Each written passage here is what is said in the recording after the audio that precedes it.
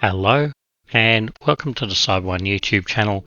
My name is Ray, and in this video we're going to look at the MicroSMT auto feeder, or the Bing auto feeder. Now, when I first got my pick and place machine as a box of parts, all of the information I had downloaded were for the version 2 auto feeder. So this is the auto 2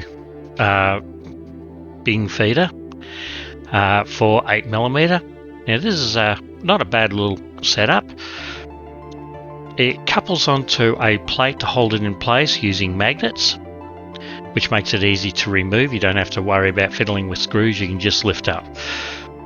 One of the things I found was more of a pain was trying to mount the spool of parts, and this one connected onto a feeder, and that was cool. Push the button on the back and it will feed on one component. Now when it was supplied with this toothed wheel, which you then glue a 3D printed part onto for a gear, and they actually supplied two sizes of this sprocket. They've got a little, don't know if you can see that in there, they've got the little holes in there, and it uses a through beam, photo beam, to actually detect how far it's moved. The second set of sprockets they supplied has got a finer pitch, so you can do the 2mm pitch parts. These are the 4mm pitch parts. It also has this setup on the back to take the tape as it peels off and run it out through a pair of teeth on the back end here under spring tension. And the original program would run this until it was told to feed. There's a micro switch in here which turns off when this gets pushed and stops the motor when this pushes down, and it would switch over, operate this until the next photo beam was broken, and then when it's finished it would turn this motor back on, which would take the tape back up. And it seemed to work alright. So sometimes parts would jump out when a pick was being done. So it got a redesign, and version 3 was released. Now these are the parts for version 3.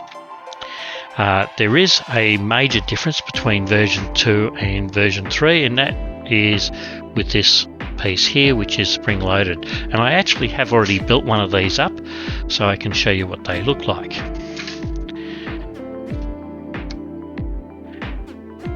So I've got this one loaded with 100 nanofarad capacitors. So that's one side,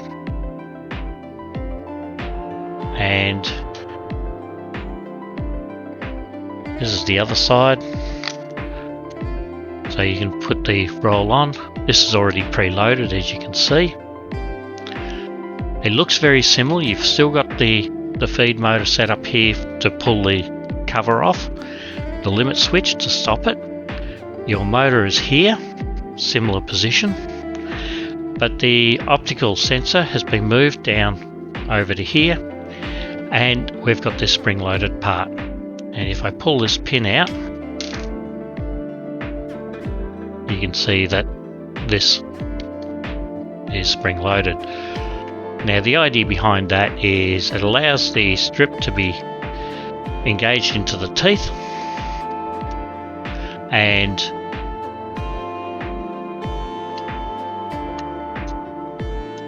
that spring loaded plate stops this top section from bouncing when the parts are being picked. So they're two major, or one of the major components change was that, and the other one is the motor here feeds at the same time this one does, so it does draw more current, and they both stop reasonably soon after. Again, you've got your button here. It's actually the same board, and I can show you that board. So this is the board.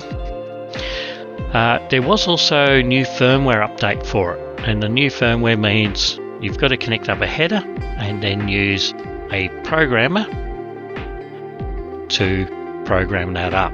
I've already programmed this one up from version 2 to version 3, and it is not that difficult to do. You need to get the software and download it, and that's all free to download. And this all goes together quite nicely. As you can see, I've just dropped this and messed up my feed. But the good news is you can put this feed on while it is. You can put the feed on while it's away from it. You can actually also operate this using a battery. So if you have something like one of these little battery packs, this gives me 6 volts from AA batteries, and you can plug it into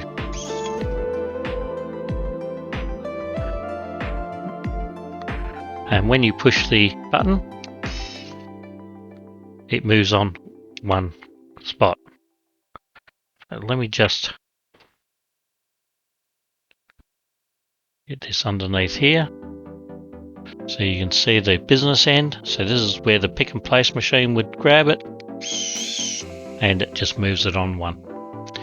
So when I get to doing the software program or the program for the pick and place, OpenPNP, you'll get to see me actually configure to pick up these parts. Okay, so our next thing to do is actually put one together. So I've actually pulled a version 2 apart and pulled all the parts off. So I've already soldered wires on. So the recommendation, if you get these parts, use the full length of the cable so things do get changed, they will still fit. And you can see here, if I can get this to focus, I'll try and get a photo of that anyway. But yeah, the red wire is our positive, the black wire is our ground, and our green wire is out. Now we use the other terminal it's not used to select whether it's a positive or negative going signal. On the pick and place machine itself, where it's used for the Z-axis limit, we actually connected that to the positive line. On this one, we leave it clear. And then this gets put into here.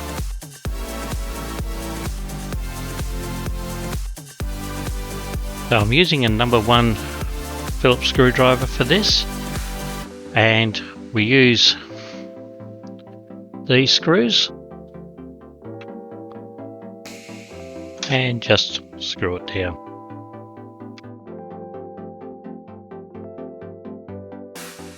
So the wires poke down here, move that out of the way.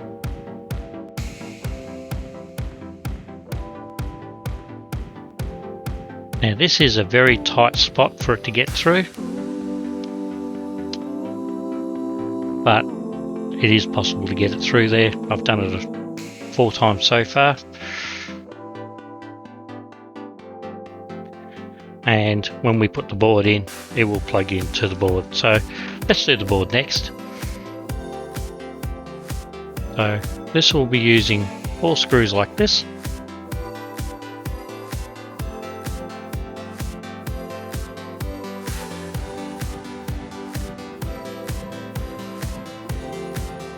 Now this connector, the side that you can see the little clips for on,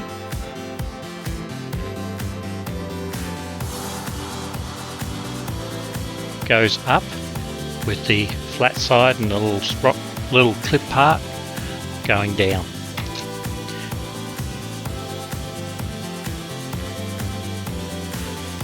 And that plugs into this spot. Now try and be very gentle with these because they're easy to break.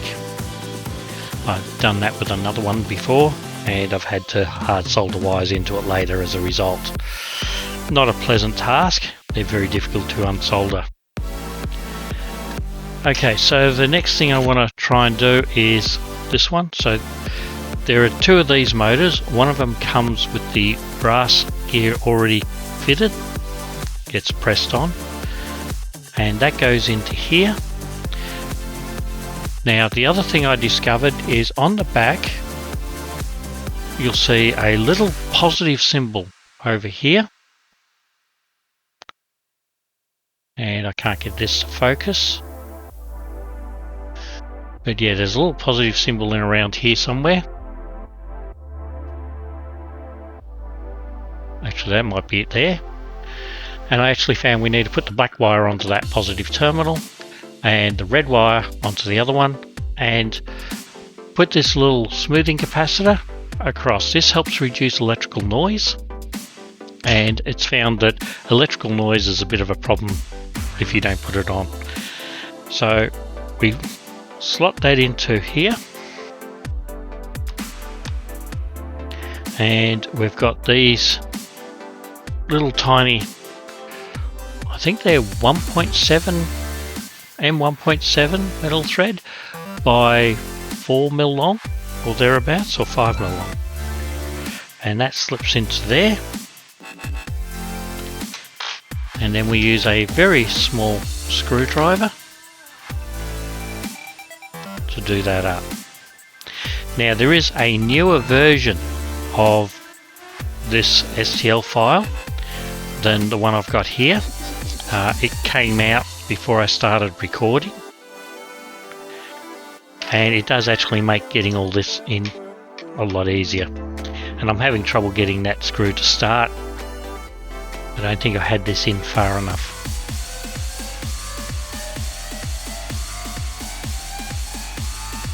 Now the major difference between the next version up from this, 3.1 or 3.2, is there's a V through here to make it easier to get the screwdriver in.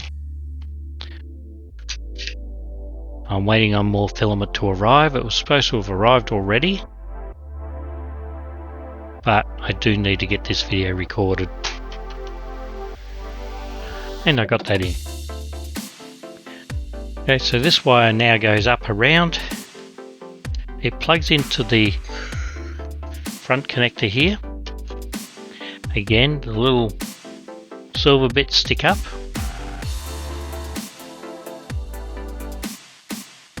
There's a little slot down here that your wires can go through, and any excess you can just wrap around the post.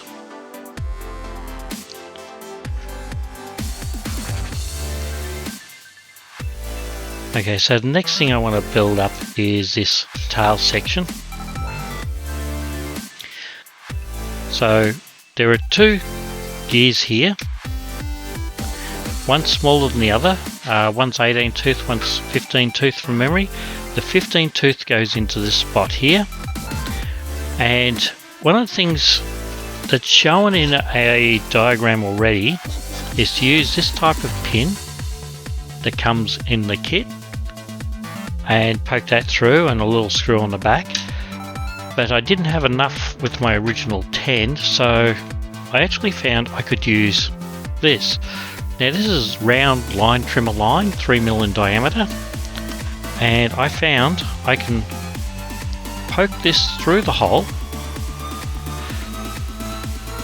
through the little gear.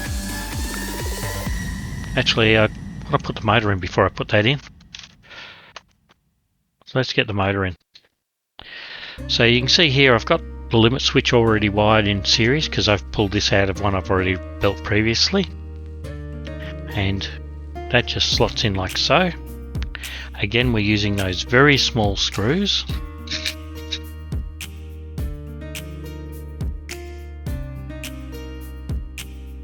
Once you put that gear in, you can't reach this screw because it gets in the way.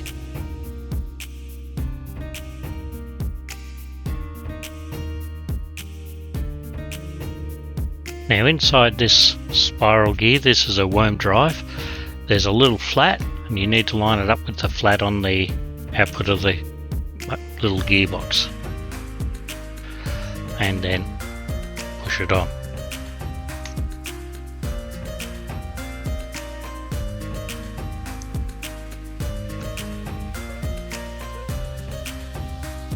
That could probably go on a little bit further.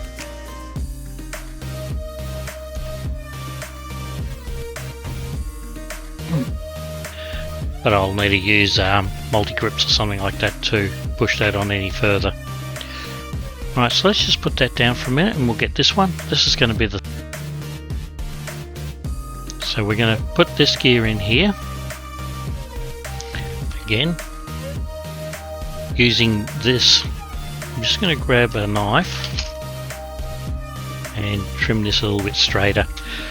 It is very fine tolerance, so it doesn't need to be very square on.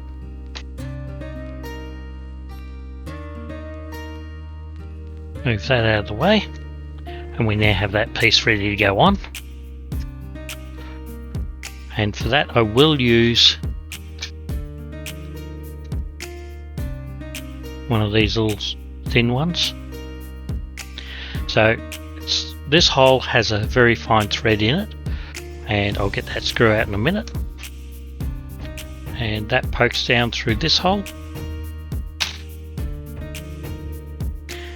And this is an M3 diameter, or 3mm diameter. Yep, that is it.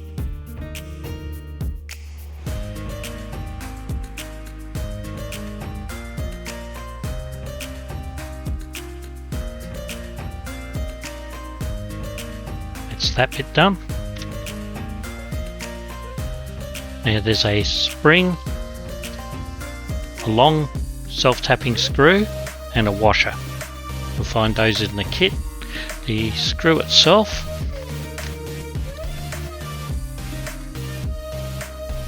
is 25mm long. Now this is always fun to put in because you're fighting against a spring, and I'll put that in when I've got the rest of it to hold it with. Now this gets mounted onto here, and I use two screws that look like this one. Mount down through there and do up the screws. Now I believe the reason these are in two pieces is to make it so it can fit on more printers. A lot of printers can't cope with anything bigger than this. So if you've got a larger printer, in the Discord somebody has actually merged them together, and so there is an STL that has these parts merged together. I'll put a link in the description to not only my Discord but also the what's it called, MicroSMT PNP Discord. Now there are actually two Discord servers. One's the official one, which is, I'll have that linked below, and there is another one which is called PNP Headquarters.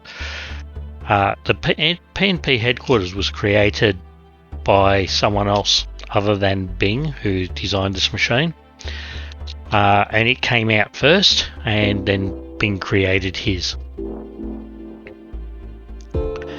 The official one is the one created by Bing. But I'll link both of them because they're both a good resource for help.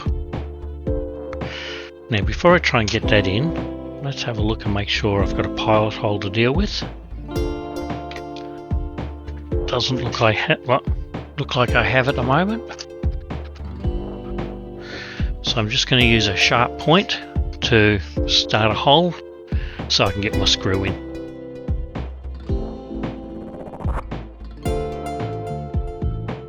So these are the screws I'm using. They are very small. I think they're also 1.7mm M 1.7, and they're 10mm long.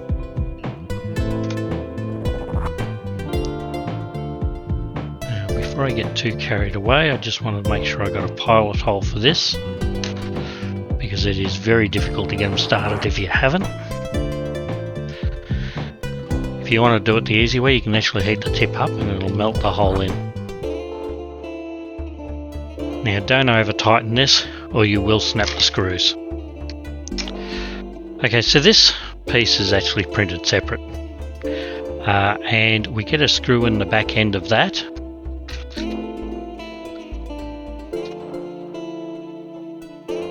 That looks like this. This then fits on like so, and the idea is we're going to have a spring hold that down, so as a tape pulls down on this, it'll operate that limit, turn off that motor. The wire for this will go through this slot here, duck it in behind this post. That post is used for the screws that hold down the top cover that goes over this. Our black wire goes in. I ran it round that post as well, so I didn't have to worry about trimming wires. And then this will come all the way over to this board over here.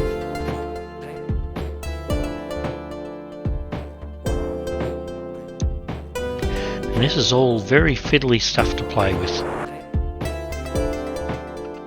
Once you get it lined up properly, you should be able to just push him in with your tweezers. The wire goes through like so.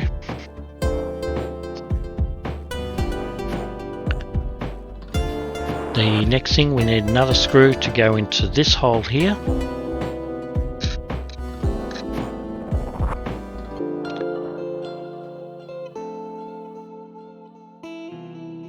Now it doesn't have to go all the way down into that hole. You do need to leave room for the spring. And this is the spring. It does come in the kit. And we just hook him over the two screws.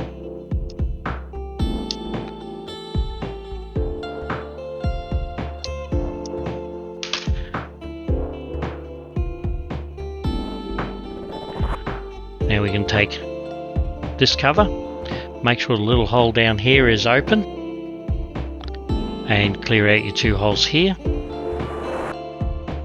Nice tight fit into here. Make sure the wires go up through that little slot.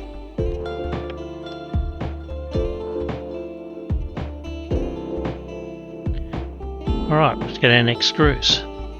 So that would be these. We need two of these. One for there. One for here. And then we're looking for a little tiny one.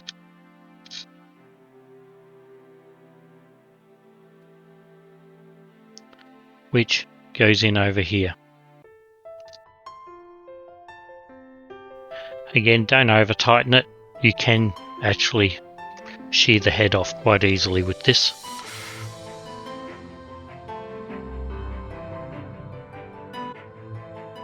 So we need 3 more of these screws.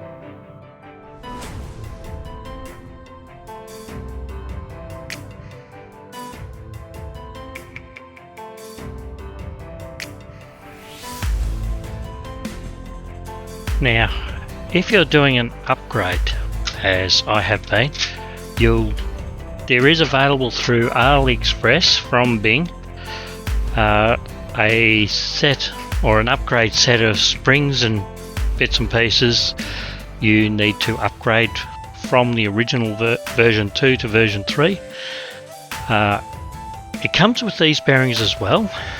So if you were to reprint, there is a version of this little gear that has a bigger hole in it for the bearing. Now, because I've already glued my sprocket or my gear onto the sprocket and I can't get it apart, I'm not going to be using those. So I'm not using those during my upgrade, but if I print, or when I get my filament and print out a new one, I will print out a new gear with the hole for that bearing, and I can make the finer pitch one set up using that. Now this will go into here, but let's come back to that a little bit later. Using this shaft, I think it's a 3mm diameter shaft, it pokes into this hole here, and my fat fingers are getting in the way. I might not have opened that up yet. But you will need one of those, and I will need 2 springs. I am going to need a couple of these.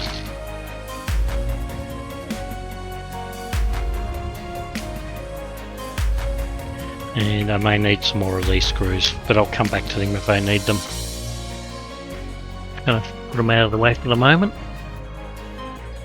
and get some drills. So using a 3mm drill,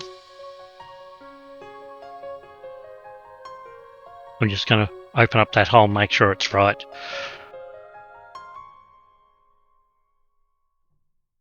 Check and make sure my springs will fit into these holes.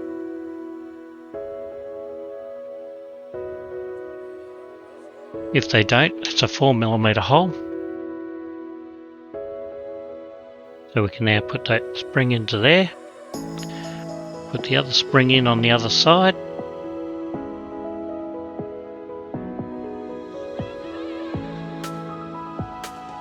It's close. I might just go to a 1/8 drill bit. 1/8 drill bit gives it a little bit more clearance. It's very similar to 3mm, but just a little bit more clearance. I think that works a bit better. So we'll flip that over.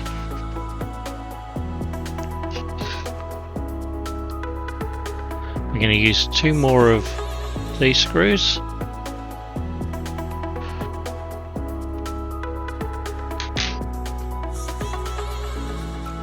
And we don't do these screws up tight.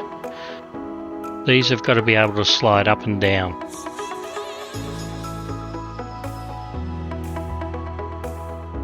Okay, so these are a 4mm diameter shaft. They've got a hole in the end with a thread in it, and they poke up through these holes.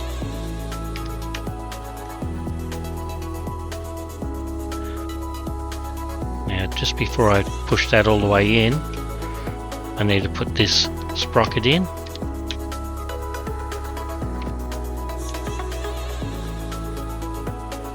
And then that goes all the way up. We need to put 2 more of these in.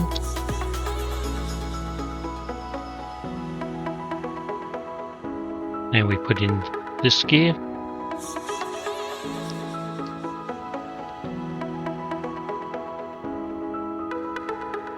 One feels a bit tight. I've got one that I've already printed and reamed out, so I might just use that.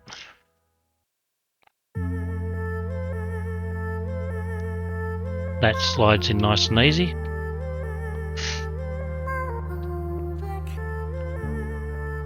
Then we have this gear. That just drops onto this one, and everything gets locked into place.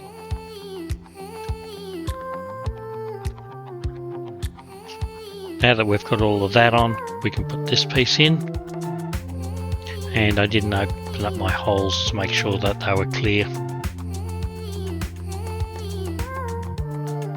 Now we find 3 screws like this. These are a metal thread, and they go into these.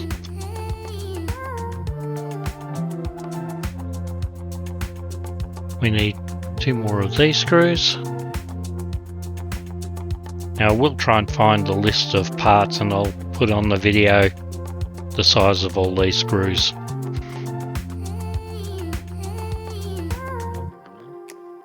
Now we have this piece. Fits there and slots over. So we have one of these and pokes down through this hole here. Assuming, of course, I'm smart enough to drill them out first.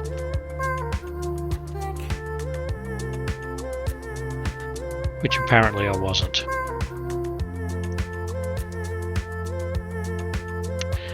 It is a hinge pin, this one, so drill it out to 3mm.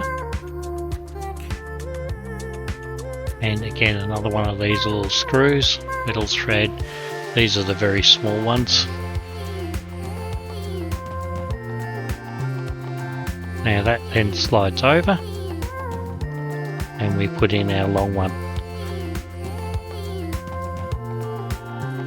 which I've also got to drill out. So the next trick is to test it.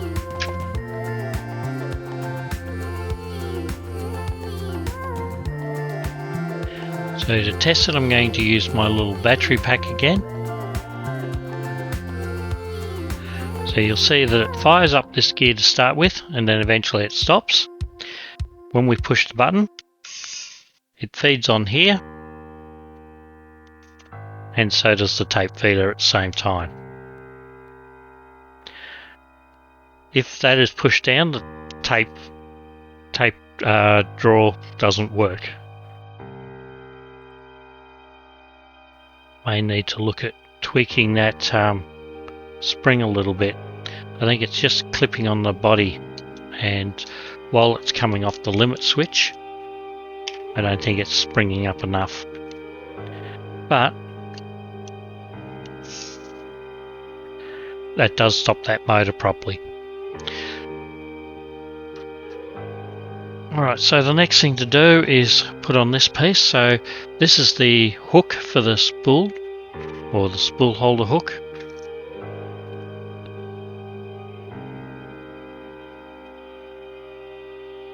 Actually, before I put that on, I need to put the magnets in. So there are two black screws like this that turn up in the kit. They are countersunk type, and you also get magnets. Now there are two sets of magnets that come. One of them is north poled and the other one is south poled relative to the countersink in the magnet. If you're smart, you'll put all of the same type in the base and the other one into the feeders. That way it doesn't, they'll all be the same. Okay, so for the spool there are actually two options. You can put this hook on, or you can leave it off and use the other hook which mounts to the bottom rail of the pick and place machine. My personal preference is to use that one. That way I can lift the whole feeder out of the group and I'm not fighting with the other spools to try and get it unhooked.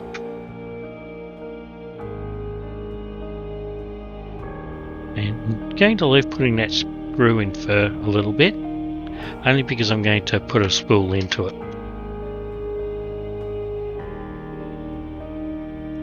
Now, because I know I'm going to be using 220 ohm resistors on this one, let's put a label on the end. Now the beauty with this label being here is when you're looking through the pick and place camera on the head, you can actually see that as you're aiming to calibrate for here. Right, let's get some tape, a reel of components.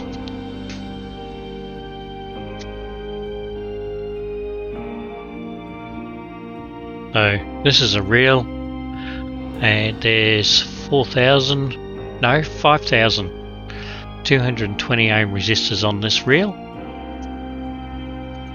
So what I'm going to do is hook it onto here.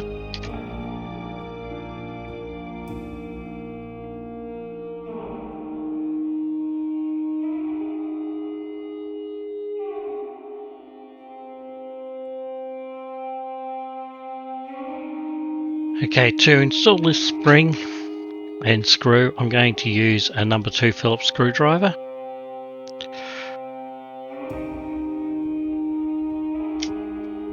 And that just screws up into there. It doesn't have to go in very far. All we're doing is just holding that spring and letting it apply spring tension onto that. And now if I put a battery onto this,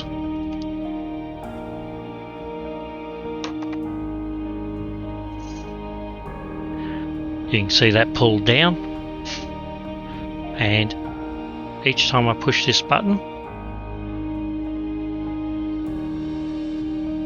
I think I need to deal with this spring.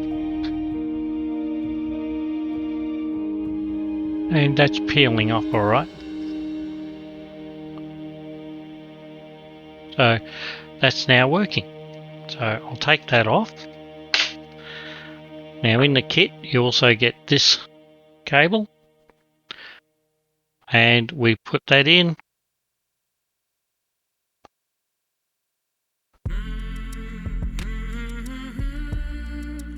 Onto the back 3 pins. So the first pin is ground, the next one's power, and then our signal is the next one along. The last pin is not defined on what it does at this stage. I don't think it's used in the program, but it is connected to the SMT, or the little microcontroller in there. Alright, I'm going to put this into my pick and place machine. The next video in this series is going to be on installing the software, the OpenPNP software. To see when that comes out, don't forget to click on like, subscribe, and ring that notification bell. It's a form of support that helps the channel a great deal and costs you absolutely nothing. If you'd like to support the channel further, I do have a Patreon account and YouTube membership, and you can join my VIP patrons GoLucky and Jeff Jerde, and my Builder patrons Elmrolls45, Andrew Cardone, Airgar69, and James Kelly, helping to support the channel. If you've got any questions, feel free to leave a comment below or drop into the Discord. Any of the Discords, I'll leave links for them in the description, and we'll see you in the next video.